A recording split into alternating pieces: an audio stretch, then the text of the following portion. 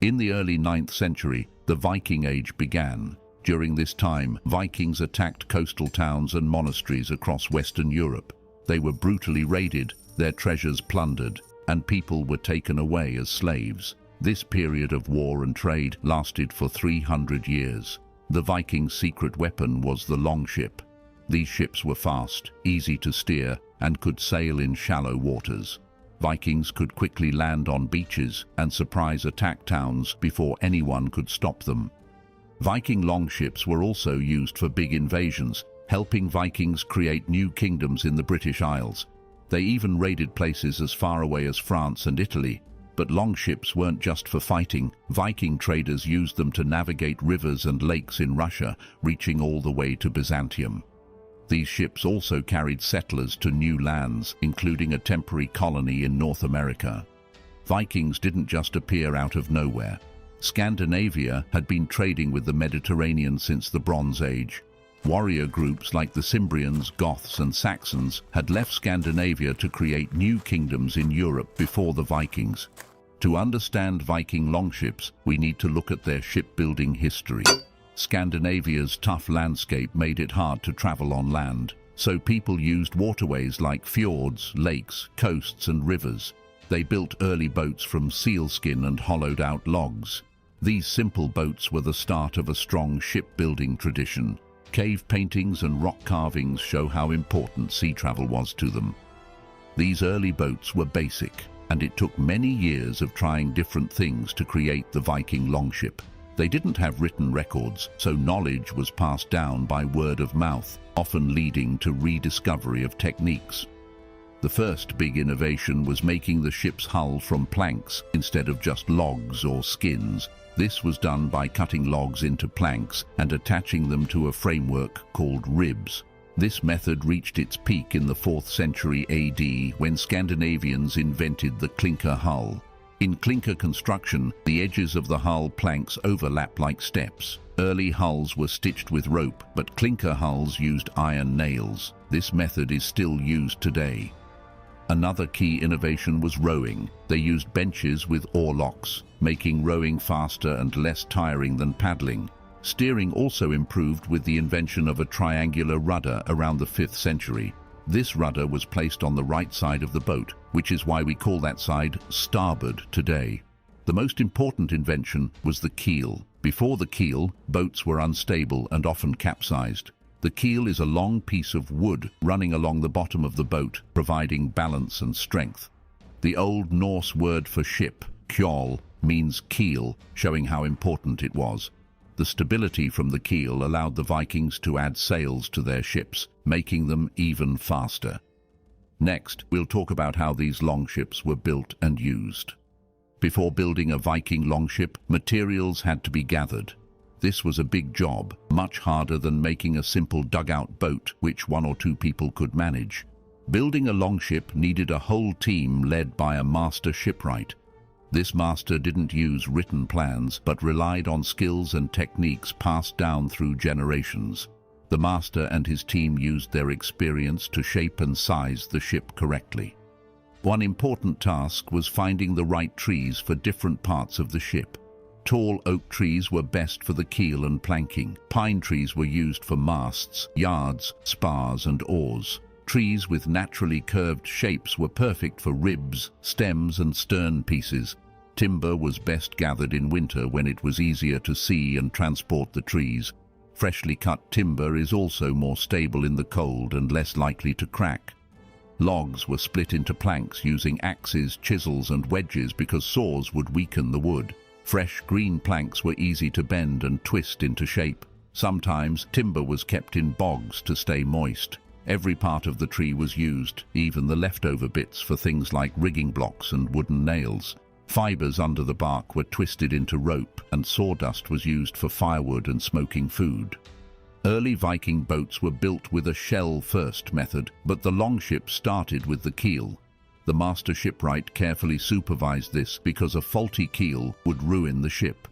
Once the keel was set, the stem and stern pieces were added, followed by the hull planks secured with iron nails. The ribs were added next, then the keelson, which supported the mast. The seams in the hull were sealed with ropes of animal hair coated in pine tar to prevent leaks. Rowing was different on longships. Instead of using rowlocks, the oars went through holes in the sides of the ship. If the ship was for heavy seas, these holes could be closed to keep water out.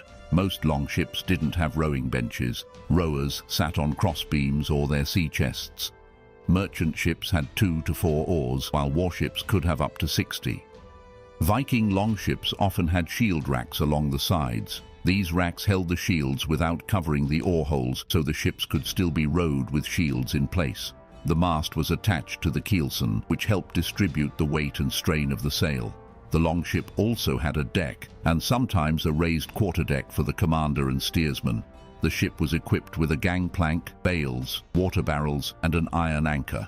Ballast stones at the bottom helped with stability. Sails were made by craftsmen and women near the shipyard. The sails were woven from wool, treated with wax and oil to protect against the elements, and reinforced with diagonal ropes to keep their shape. Viking sails were often striped or checkered in colors like blue, red, green, and white. Ropes were made from horsehair, bast, hemp, and skins from walruses, whales, and seals. Rigging was simple, with masts supported by 2 or 3 shrouds. Vikings were proud of their ships, giving them names like Great Serpent, Fjord Elk, or Steed of the Surf. Some ships were decorated with carvings, especially on the prow and stern. The Oseberg ship, for example, was a beautifully carved royal pleasure craft. Many ships had figureheads, often shaped like dragons. Vikings removed these figureheads when landing on friendly shores to avoid scaring local spirits. This tradition continued into Christian times, as seen in the Bayeux Tapestry, where Norman ships arrive in England with their figureheads taken down. A typical longship could be up to 30 meters long and 5 meters wide. They usually sailed at 6 to 8 knots, but modern replicas have reached speeds of 14 knots, with some of the largest believed to have reached 20 knots. The speed, crew size, and ship size varied depending on the type of longship, which we'll discuss next. The first longships built in the 9th century were called caves or cavi. These ships were small and wide, designed for general use rather than specialized purposes. They were used for both war and trade. It took about 200 years of shipbuilding to develop more specialized vessels. Some caves, however, had specific purposes.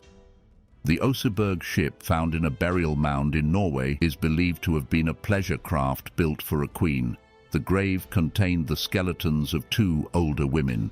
This ship is the most beautifully decorated Viking vessel ever found. Its prow and stern stand 5 meters tall and are carved with images of beasts. The carvings look like a serpent's body, ending with a dragon's head at the front and its tail at the back. The ship's design shows it wasn't meant for long sea voyages but for coastal or inland waters, as it had no shutters for the oar holes, meaning seawater could get inside.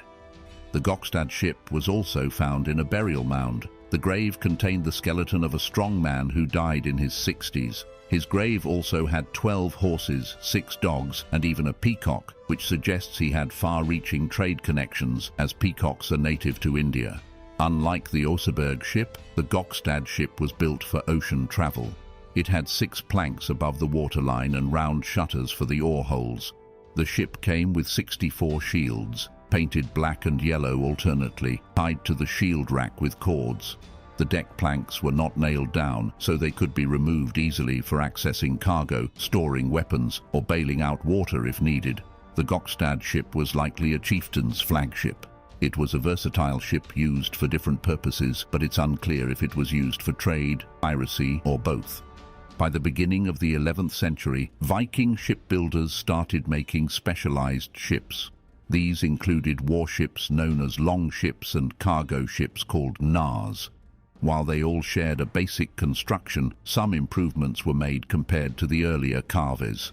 Different types of wood besides oak were used, likely because suitable oak trees had become scarce due to extensive shipbuilding. In the 11th century, a Norwegian king had about 1,200 ships. Scandinavian kings created a system called the Leidang, where each region had to provide ships and crews for war. These ships were designed to transport many warriors quickly to battle without relying on the wind. This led to the creation of various longships called longship. The smallest longship was the snekja, meaning snake. These ships were about 17 meters long, 2.5 meters wide, and had 20 rowing benches for a crew of 40. They were so light they could be beached and even carried over land on logs. Vikings used this method to move between the rivers of Russia. At sea, they were very fast. A modern replica called the Helge Ask reached speeds of 14 knots under sail and 5.5 knots with oars against the wind. A medium-sized longship was the skade, meaning slider, like a knife sheath. These ships had 30 rowing benches, were up to 30 meters long, could carry 60 to 80 warriors, and traveled up to 20 knots. Most skedes were used for war and transport, but some were used as fire ships. For example, when Harald Hardrada attacked Hedeby in 1050, he sent burning ships into the harbour to destroy it. The largest skedes were royal flagships known as drakar, decorated with dragon figureheads. One possible drakar was discovered in Roskilde, measuring 36 meters long and 3.5 meters wide, capable of carrying 100 warriors, making it a ship fit for a king. Another famous drakar was the Mora, given to William the Conqueror by his wife. It was the largest and fastest ship in his fleet and is depicted in the Bayeux Tapestry. This tapestry shows the 11th century Viking shipbuilding and how the longships looked. The Norman fleet had striped sails, and the Mora had a dragon figurehead and the Pope's banner on its mast. Unlike Scandinavian ships with round shields along the sides, the Normans used kite-shaped shields. Although William the Conqueror wasn't a Viking, he was descended from them. However, he and his ancestors were vassals of the King of France, Christian, and spoke French. Many unique Viking ship types were invented after the Vikings became Christian. These ships were used not only for piracy, but also for dynastic conflicts, defending against pirates, and even crusading. The merchant ship called Nar was developed to meet the needs of Viking settlers. These settlers lived on the rough islands of the North Sea and needed supplies from home to survive. The Nar was designed to carry a lot of goods and handle tough seas. It was the most seaworthy vessel made by the Vikings. The Nar had a wide body and high sides. It mostly used a sail to move. A typical Nar was about 16.3 meters long and 4.5 meters wide. From the bottom to the top of the sides, it was 2.1 meters tall.